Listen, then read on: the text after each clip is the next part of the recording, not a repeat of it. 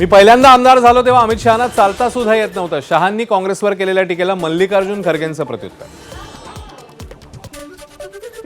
मुख्यमंत्री फडणवीस दिल्ली दौऱ्यावर. फडणवीसांनी घेतली माजी केंद्रीय शिक्षण मंत्री धर्मेंद्र प्रधानांची भेट. एनडी स्टुडिओचा ताबा आता राज्य सरकारकडे. मंत्री आशिष शेलारांकडे अध्यक्षपदाचा पदभार.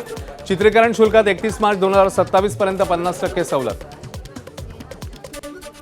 बेस्ट कर्मचाऱ्यांचा 18 ऑगस्ट पासून बेमुदत उपोषणाचा इशारा. प्रलंबित मागण्या मान्य करण्याची मागणी. जेएनसी आंदोलनानंतर शिवसेना ऍक्टिव्ह मोडवर. मुंबईत शिवसेना शोधणार नवा चेहरा. नंदनवनमध्ये महत्त्वाची बैठक झाल्याची ही माहिती.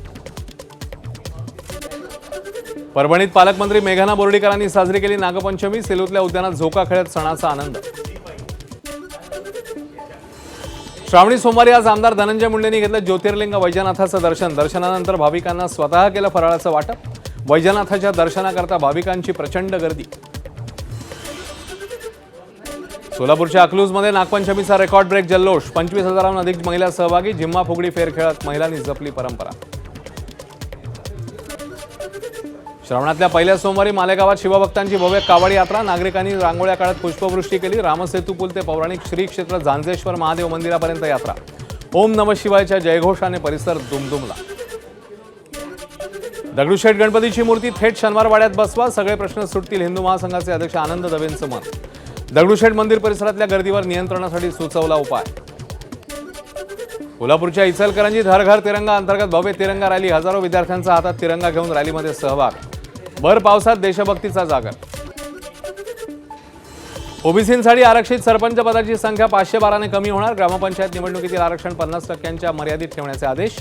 त्यानंतर ग्रामविकास विभागाने 15 जिल्ह्यातल्या ओबीसींच्या सरपंच पदांबाबत काढले सुधारित आदेश. पंकजा मुंडेंच्या रिटायरमेंटच्या चर्चेला पूर्णविराम. 2-4 लोकांना रिटायर केल्यावरच मी रिटायर्ड होईन. मंत्री पंकजा मुंडेंच्या विधानाने चर्चांना उधाण. पुण्याच्या डेक्कनमधील कॅफेमध्ये रील स्टारवर जीवघेणा हल्ला. Social media influencer Atharva Jagtap जखमी. रील स्टार माधवी कुंभारसह 7 जणांना अटक. गडचिरोलीत नागपंचमीच्या दिवशी जंगलामध्ये जुगार अड्ड्यावर धाड. 34 जुगारी ताब्यात. 2 जण फरार. 1,50,00,000चा मुद्देमाल जप्त.